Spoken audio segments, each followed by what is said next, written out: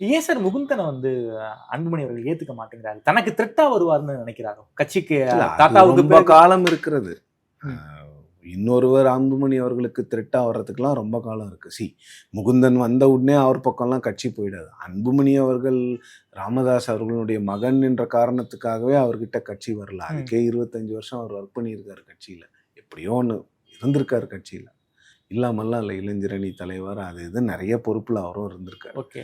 So அப்போது அதெல்லாம் முகுந்தன் அவர்கள் வந்து எடுத்த உடனேலாம் அவரை வந்து ஹையர் அப்பரண்ட்டெல்லாம் அனௌன்ஸ் பண்ண மாட்டாங்க. எங்கள் அரசியலுங்கிறதுலே வந்து எப்போவுமே வந்து எதிரிகளே இருக்கக்கூடாதுன்னு தான் தலைவர்கள் நினைப்பாங்க. 94 வயது வரை கலைஞர் கருணாநிதி அவர்கள் ஏன் திமுக தலைவர் பதவியை மகனுக்கு கூட விட்டு கொடுக்கவில்லை? கடைசியில் இறக்கும் தருவாயில் கூட தன்னுடைய சக்சஸர் யார் என்று ஜெயலலிதா ஏன் சொல்லவில்லை?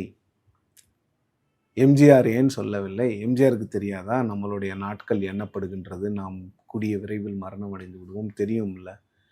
அப்போ கட்சியை வந்து ஒருத்தர்கிட்ட ஒப்படைச்சிட்டு போகிறதுல என்ன? அரசியல் அப்படி தான் இருக்கும். ஓகே. அரசியல்வாதிகள் அப்படி தான் இருப்பாங்க. அது பவருங்க. அதை அனுபவிச்சிட்ட பிறகு அது வந்து இருக்கிற வரைக்கும் சாகிற வரைக்கும் அது வேணும்னு தோணும். அது எனக்காக இருந்தாலும் சரி, உங்களுக்காக இருந்தாலும் சரி, பவர் அப்படி தான் இருக்கும். அதனால தான் பவர் இஸ் பாய்சன்னு சொல்கிறாங்க. வேற என்ன? அது பாய்சன் தான். அது ஓகே. அது ஒரு இன்டாக்சிகேஷன். நீங்கள் அதை அனுபவிச்சிட்டிங்கன்னா அதுலேருந்து வெளில வர்றது ரொம்ப கஷ்டம். அது யாருக்கும் விட்டு கொடுக்க மாட்டீங்க. நானும் நீங்களும் அரசியலுக்கு போனாலும் அதுதான் நிதர்சனமான உண்மை. அது யாரு விட்டு கொடுப்பா?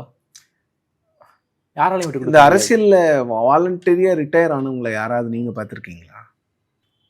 அப்படி யாரையும் சொல்ல முடியாது. ஒன்று கட்சி அவங்கள நிறுத்திடும். 84 வயசுல துரைமுருகன் அவர்கள் ஏன் இன்னும் அமைச்சராக இருக்கிறாரு? ஆசைதான். பவர் Power தானே, தான். வேற என்ன?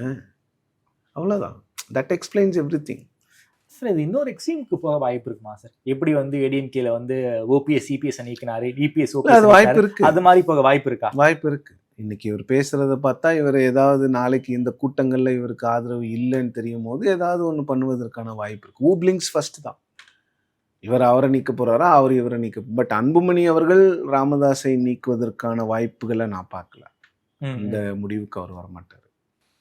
அவருடைய ஆக்டிவிட்டீஸ் பார்த்தா சரி, அவராக தானே பேசிட்டு இருக்காரு, அவரே பேசி அவரே எக்ஸ்போஸ் ஆகட்டும்னு அவர் நினைக்கிறாரோ அன்புமணி அப்படின்னு எனக்கு தோணுது. ஆனா கட்சி வந்து அன்புமணி பின்னாடி தான் இருக்குங்கிற மாதிரி ஒரு தோற்றம் நமக்கு இல்ல, தெரியுது அது சார். தோற்றம் தெரியுது. அது ஓப்பனா வெளில வந்து பொதுக்குழுலாம் நடக்கும்போது தான் தெரியும் யார்கிட்ட இருக்குது. ஓகே.